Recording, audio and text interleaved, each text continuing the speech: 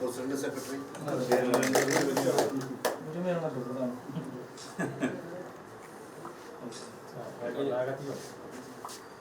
എന്നെ ഇവിടെ തിരുവനന്തപുരത്ത് വെച്ച് അറസ്റ്റ് ചെയ്തിട്ട് 49 കൊല്ലമായി. ഏതാനും മാസം കഴിഞ്ഞാൽ 50 വർഷമായി. അപ്പോൾ ഏതാണ്ട് 50 വർഷമായിട്ട് ഞാനും ഇതിനോടൊപ്പം ഉണ്ടായിരുന്നു എന്നുള്ളതൊരു വിദ്യാർത്ഥിയായിട്ട് അല്ലെങ്കിൽ ഞാൻ പഠിക്കാനും ഇവിടെ വന്നതാണ്. LLM പഠിക്കാനായിട്ട് വന്ന സമയമാണ്. അപ്പോൾ അത് എന്നെ അതിശയിപ്പിക്കുന്നു. പക്ഷേ 60 വർഷമായിട്ട് ഈ പ്രസ് ക്ലബ്ബ് എത്ര മഹാരഥന്മാരെ കണ്ടു എന്നുള്ളത് നമ്മൾ തിരിഞ്ഞു നോക്കുമ്പോൾ എണ്ണിയാലൊടുങ്ങാത്ത നേതാക്കന്മാരെ മാധ്യമ രംഗത്ത് നമ്മൾ കാണുകയുണ്ടായി. ഞങ്ങളൊക്കെ വിദ്യാർത്ഥി നേതാക്കളായിട്ട് പത്രസമ്മേളനം നടത്തുമ്പോൾ തന്നെ കാലത്ത് മലയങ്കീഴൊക്കെ വന്നിരുന്നെങ്കിൽ അതിനു മുൻപ് ചുമ്മാരേട്ടൻ പോലും SFI പ്രസിഡൻറ്റിൻ്റെ പത്രസമ്മേളനത്തിന് TO ചെറുവത്തൂർ, അതേപോലെ തന്നെ വാരി സാറ്, അങ്ങനെയുള്ള ആളുകളൊക്കെ അന്ന് പത്രസമ്മേളനത്തിന് വരുമായിരുന്നു. അന്ന് ഇത്ര വലിയ ഓഫീസൊന്നുമല്ല, ചിലപ്പോൾ ട്രിവാൻഡ്രം ഹോട്ടലിലാണ് പത്രസമ്മേളനം വയ്ക്കുന്നത്. അന്ന് സുരേഷ് കുറുപ്പും ഞാനും ശിവൻകുട്ടിയും ഒക്കെ ബാലേന്ദ്രനും ഒക്കെ ഓടി നടന്ന് കൃത്യമായി നടന്ന് ഞങ്ങൾക്ക് ഏറ്റവും പേടിയുള്ളൊരു സ്ഥലം പ്രസ് ക്ലബ്ബാണ്. കാരണം 10 മണി എന്ന് പറഞ്ഞാൽ 9:59 എന്നാണ് അർത്ഥം. 10 മണി കഴിഞ്ഞ് 1 മിനിറ്റ് ആയാൽ ദേഷ്യം മാത്രമല്ല, അവരെക്കുറിച്ച് വളരെ മോശമായ അഭിപ്രായമാണ്. ഒരു കണക്ക് പറഞ്ഞാൽ കൃത്യനിഷ്ഠ പഠിച്ചത് ഈ പ്രസ് ക്ലബ്ബിൽ നിന്നാണ്.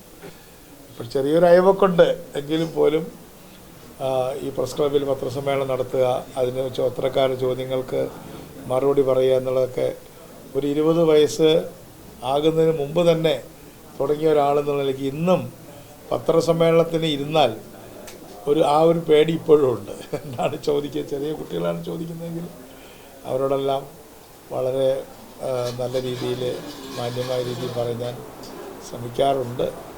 എന്തായാലും ഈ പ്രസ് ക്ലബ്ബ് വാർത്താ ശേഖരണത്തിൻ്റെയും വിതരണത്തിൻ്റെയും ഒരു കേന്ദ്രമാക്കണം. ഞാൻ നിങ്ങൾക്കൊരു ചാലഞ്ച് തരികയാണ്. മറ്റ് പല പ്രസ് ക്ലബ്ബുകളും നിങ്ങളെ ഓവർടേക്ക് ചെയ്ത് പോയി എന്ന് ഞാൻ നിങ്ങളെ ഓർമ്മിപ്പിക്കുകയാണ്. കാരണം ശരിയല്ലേ, കോട്ടയം പ്രസ് ക്ലബ്ബ് വളരെ ഇതായിട്ട് മുന്നോട്ട് പോയി. അതുപോലെ തന്നെ കോഴിക്കോട് പ്രസ് ക്ലബ്ബ് ഏതാണ്ട് ഇതേപോലെ തന്നെയാണ് ഉള്ളത്. എറണാകുളം പ്രസ് ക്ലബ്ബ് ചെറുതാണെങ്കിലും വളരെ സജീവമായിട്ടുള്ള ഒരു സംവിധാനമാണ്. ഇപ്പോൾ ഇവിടെയാണെങ്കിൽ പ്രസ് ക്ലബ്ബിലെ ആളുകൾ വരുന്നേക്കാൾ കൂടുതൽ പാർട്ടി ഓഫീസുകളിലും അതുപോലെ തന്നെയുള്ള ഭരണകേന്ദ്രങ്ങളിലും വരിക എന്നുള്ള ഒരു ശൈലിയാണുള്ളത്. ഒരു നല്ല സ്ഥാപനം ഇവിടെ ഉണ്ട്. അതുകൊണ്ട് കൂടുതൽ പത്രസമ്മേളനം നടത്തുക എന്നതിനേക്കാൾ ഉപരിയായിട്ട് നമ്മുടെ വാർത്താരംഗത്തെ എല്ലാ കാര്യങ്ങൾക്കും പറ്റുന്ന ഒരു സ്ഥാപനമായിട്ട് പ്രസ് ക്ലബിനെ അടുത്ത ഒരു 10 കൊല്ലം കൊണ്ട് മാറ്റാനുള്ളൊരു പ്രോജക്റ്റ് നടണം. ഇൻസ്റ്റിറ്റ്യൂട്ടും അതെ. എപ്പോഴും ഓർക്കാണ് ബാബു സാറൊക്കെ അതിൻ്റെ ചുമതലക്കാരനായിട്ട് ദീർഘകാലം NRS ബാബു സാർ അതിൻ്റെ ചുമതലക്കാരനായിരുന്നു. ഞാൻ അന്ന് ഇവിടെ സീറ്റ് കിട്ടാത്തതുകൊണ്ട് പേര് പറയുന്നില്ല, ഞാൻ പറഞ്ഞു വിട്ട പലരും വലിയ പത്രക്കാരായി.